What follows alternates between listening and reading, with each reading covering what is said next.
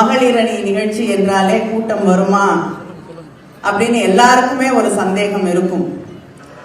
ஆனால் இந்த கூட்டத்திற்கு அரங்கம் நிரம்பி வழிந்து கீழே உட்கார்ந்து, வெளியில உட்கார்ந்து, மேல உட்கார்ந்து நாங்கள் தலைவரை பார்க்க வேண்டும் என்று கிளம்பி வந்திருக்கக்கூடிய ஒரு பெரிய சிங்க கூட்டம் தான் இந்த பெண்கள். அதிமுக ஆட்சியில பொள்ளாச்சி பாலியல் வன்முறை எல்லாம் கடந்து வந்திருக்கோம்.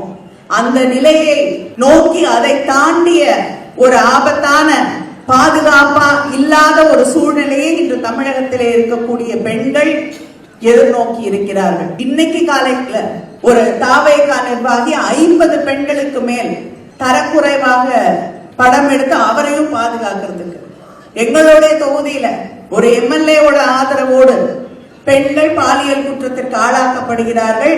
ஆனால் அதையும் நடவடிக்கை எடுக்காமல் ஒரு ஆட்சி பார்த்து கொண்டிருக்கிறது. ஒவ்வொரு நாளும் பெண்களுக்கு எதிரான ஒரு குற்றங்கள் நடந்து கொண்டிருக்கக்கூடிய சூழலை நாம் பார்த்து கொண்டிருக்கிறோம். எந்த பதிலும் இல்ல.